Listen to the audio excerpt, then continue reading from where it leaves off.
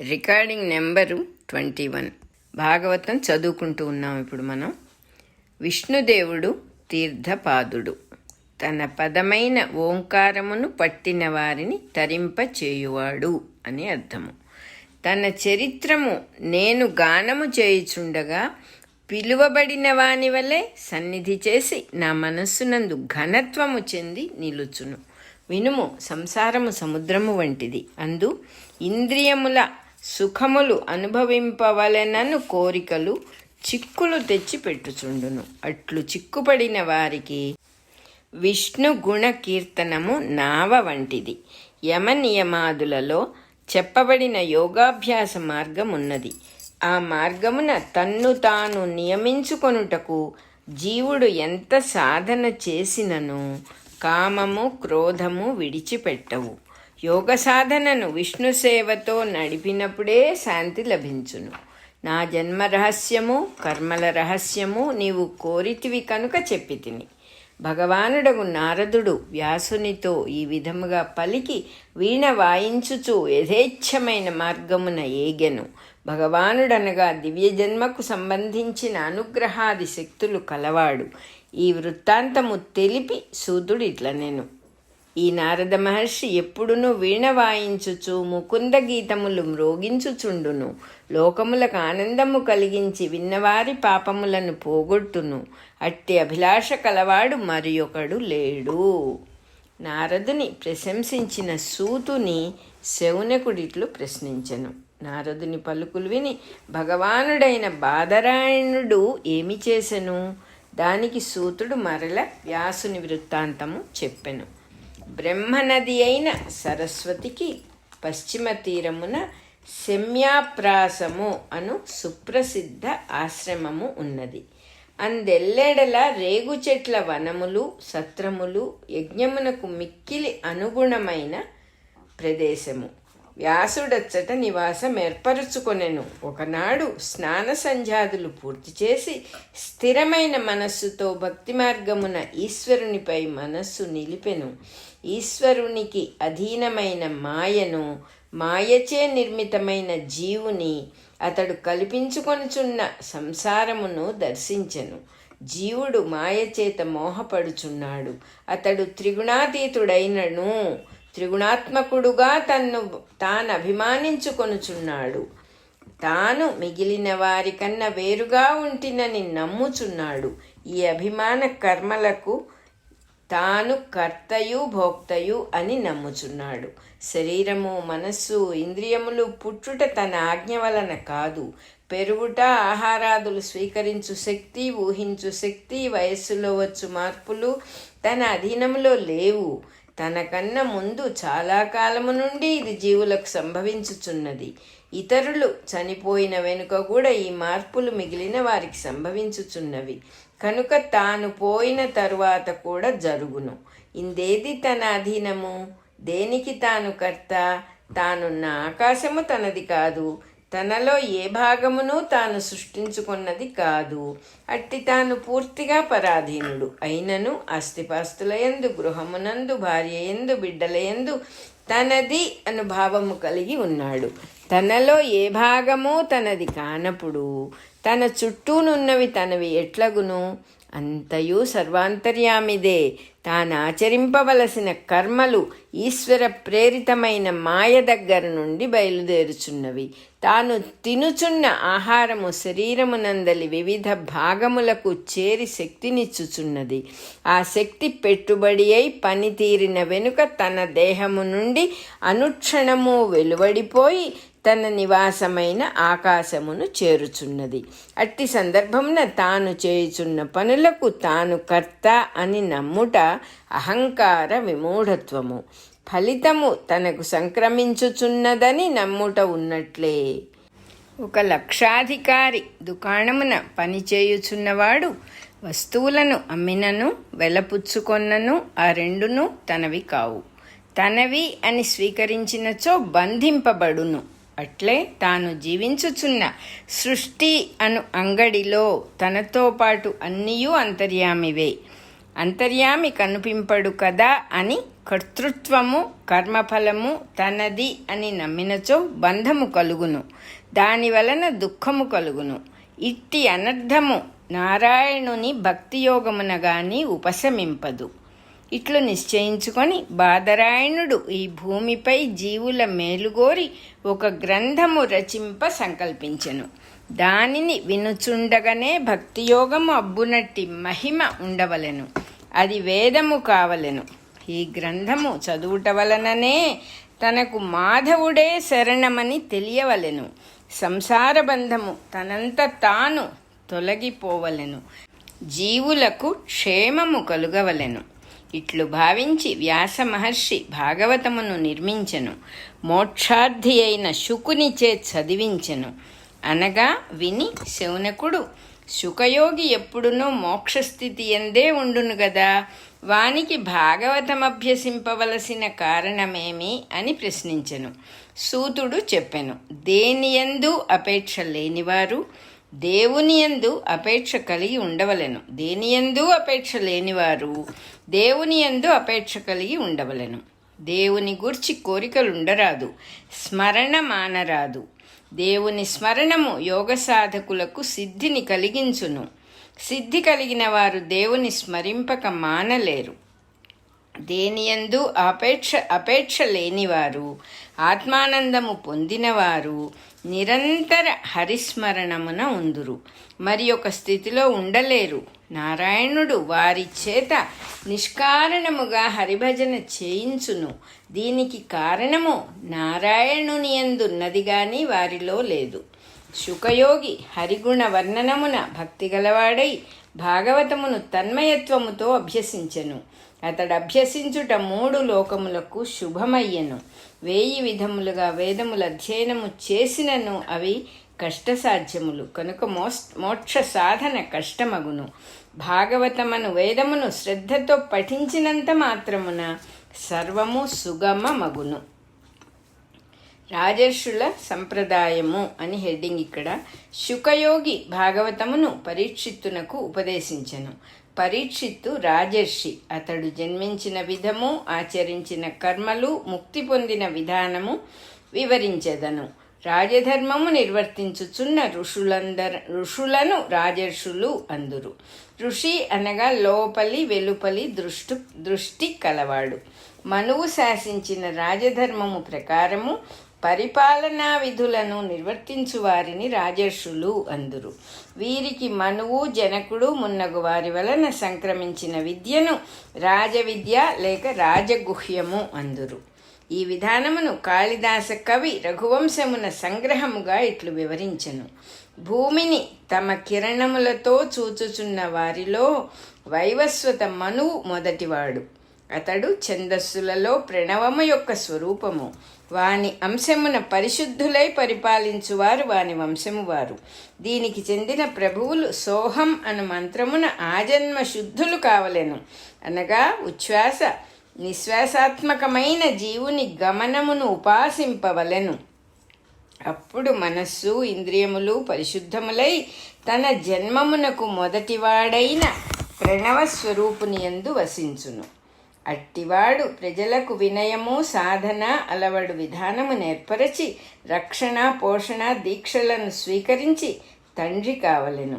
ధర్మము కారణము చేత అతనిని ఉపాసించిన ప్రజలు యోగ మార్గమున తరింపవలెను. ఇదియే రాజయోగ మార్గము. తాను తరించు మార్గము గలవాడు ఎంత ఋషి అయినను రాజర్షి రాజ్యమున రక్షితుడు కానిచో గతి లేదు. ఇంకను పాండవుల మహాప్రస్థానము, కృష్ణ కథా ప్రసంగములు కూడా చెప్పెదను. మహాప్రస్థానమనగా పెద్ద ప్రయాణము అని అర్థము. వెను తిరిగి రాని ప్రయాణమును కొందరు సాధకులు బంధఛేదనమునకు చిహ్నముగా చేయుదురు. ఇది వైరాగ్యమునకు చక్కని సాధనము.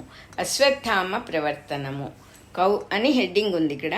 కౌరవులు, దృష్టద్యుమ్నుడు మొదలైన మహావీరులు పోరాడిన భారత సంగ్రామమున పోయిన వారు పోగా మిగిలిన దుర్యోధనుడు భీముని గదాఘాతముచే తొడలు విరిగి యుద్ధరంగమున కూలెను.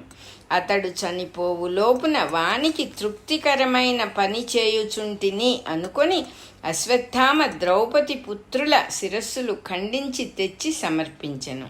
అది క్రూరకర్మమని లోకులు నిందింతురు. లోకులనగా శోకము, మోహము, క్రోధము మున్నగు వానికి చిక్కిన సంసార జీవులు. ఏమి జరిగినను దైవలీల అని గుర్తించుకొనలేని వారు. అశ్వత్థామను భీముడు నిందించెను. ఇతడు హంత, క్షమింపదగినవాడు కాదు. పిడికిటి పోటున వీని శిరస్సు భిన్నము చేసెదను అని పలికెను. అర్జునుడు అశ్వత్థామను నిందింపలేదు. నిష్కరుణుండై విదళించే బాలకుల నా గాంధీవమున వాని శిరస్సు ఖండించి తెచ్చెదను, దానిని త్రొక్కి స్నానము చేయుము అని ద్రౌపది శోకము పోగొట్టుటకు అర్జునుడాడిన మాటలలో వీరరసము పొంగినది గాని నిందించుట లేదు. అది ఎట్లునూ జరుగునది కాదు. కావున కృష్ణుడు అర్జునుని విధానము చూచి బాగున్నదనెను. అర్జునుడు అశ్వత్థామ పట్ల తన కర్తవ్యమును గూర్చి కృష్ణుని అడుగలేదు కనుక కృష్ణుడు చెప్పలేదు.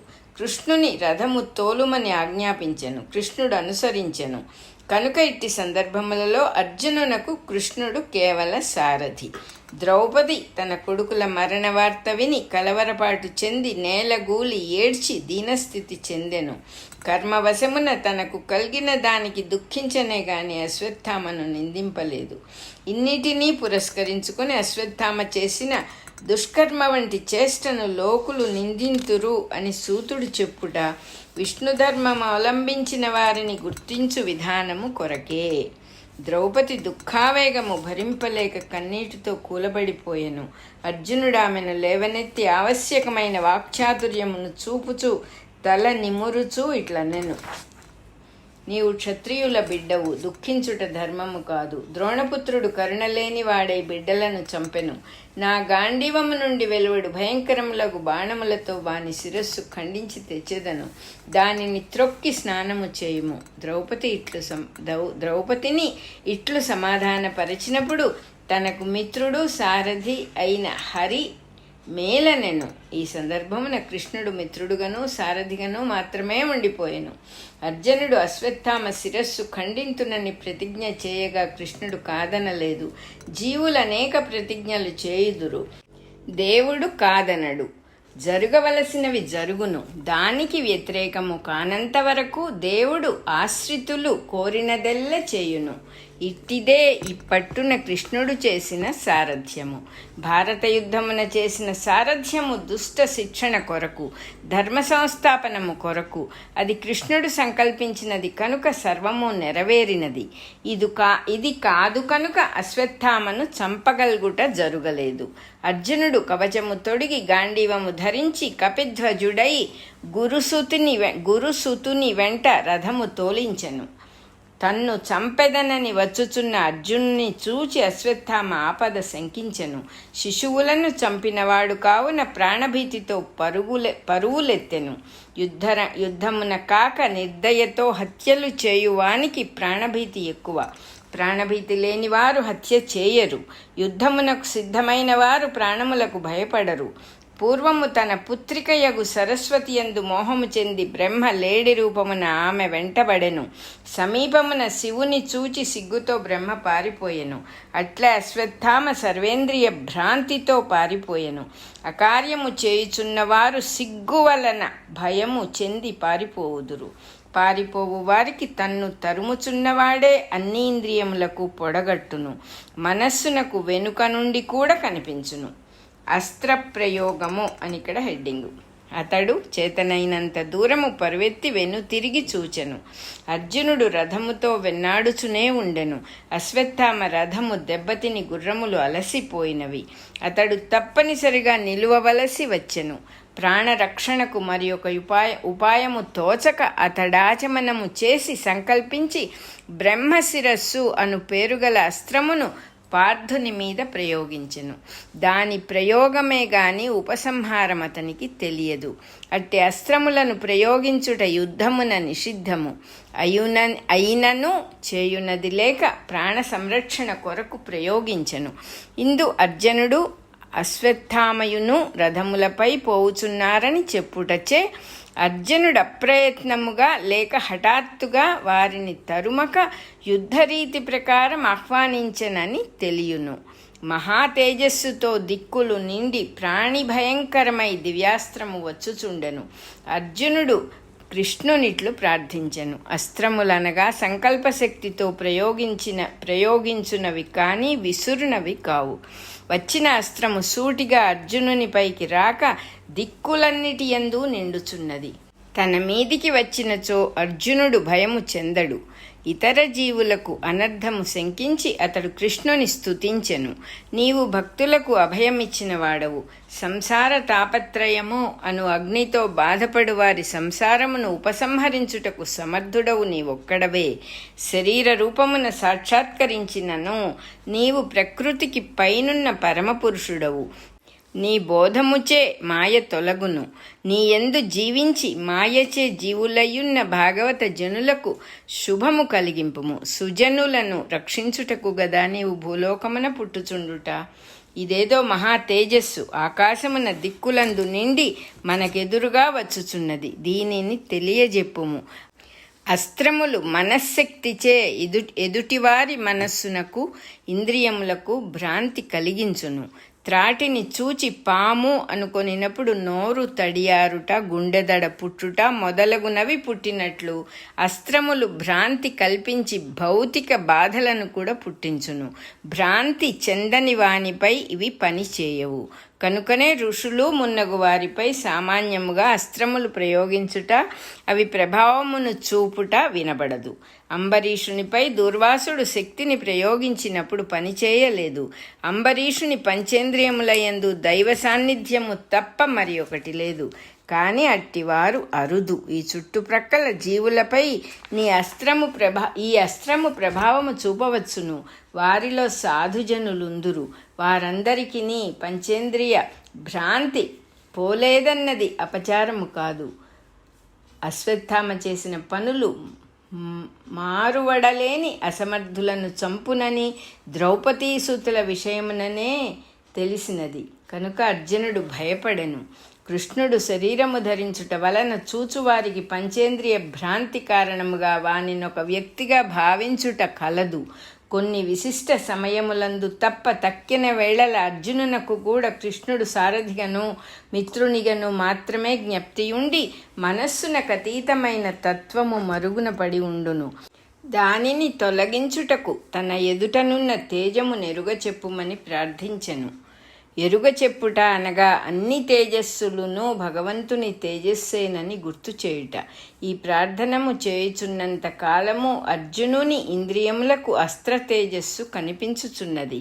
కానీ కృష్ణుని తత్వమునందు ప్రార్థనా రూపమున ఆశ్రితుడై ప్రవేశించుటకు చేసిన యత్నము వలన అస్త్ర తేజస్సు తన్ను తాకక వేరుగా నిలువబడినది. ప్రాణమును గూర్చి భయపడిన వారికి తమ ప్రాణశక్తి కూడా అస్త్ర తేజస్సుగా మారి దేహమును ధ్వంసము చేయును. కృష్ణుని స్థితి వలన అర్జునుని జీవుడు కొంత కృష్ణత్వం అందెను. అస్త్రము సమీపింపక దిక్కులలో వ్యాపించుచూ నిలబడెను. కృష్ణుడిట్లనెను, పారిపోయిన అశ్వత్థామ శీలము లేనివాడు. శీలము లేనివాడు శత్రువై పారిపోయినచో విపత్తు తెచ్చును.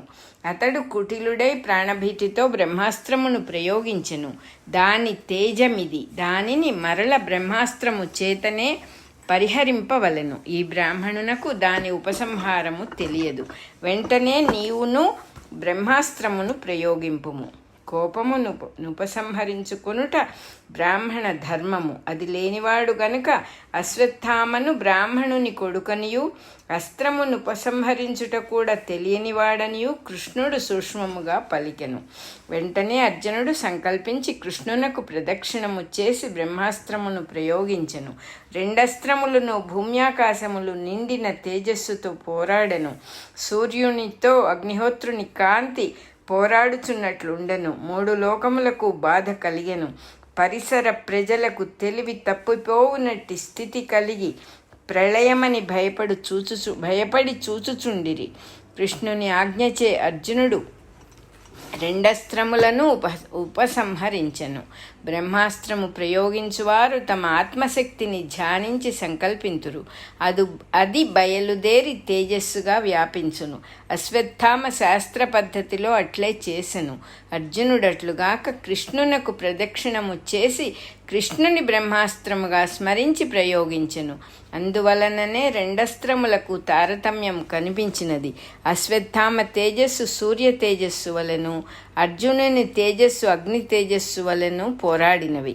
సూర్యుడు పరమాత్మ యొక్క సృష్టింపబడిన రూపమనియు, అగ్ని అంతర్యామి రూపమనియు ఋగ్వేదము కీర్తించుచున్నది. అర్జునుడు కృష్ణుని బ్రహ్మాస్త్ర తేజస్సుగా స్మరించి ప్రయోగించుట వలన దాని స్పర్శ కలిగిన రెండవ దాని తేజస్సు దాని యందు ఐక్యమగుట జరిగినది. ఇదియే అర్జునుడు చేసిన ఉపసంహార వైఖరి. అస్త్రము మాయమైన వెనుక అర్జునుడు పరువెత్తి అశ్వత్థామను పట్టుకొని రోషముతో బంధించెను. యజ్ఞపశువును బంధించినట్లు త్రాటితో అంటగట్టెను. పాండవులున్న శిబిరము కడకు కొనివచ్చి హింసింతునని పలికి కట్లు విప్పెను. కృష్ణుడు ప్రకోపము చెంది ఇట్లా నేను 21వ నెంబర్ రికార్డింగ్ అయిపోయింది.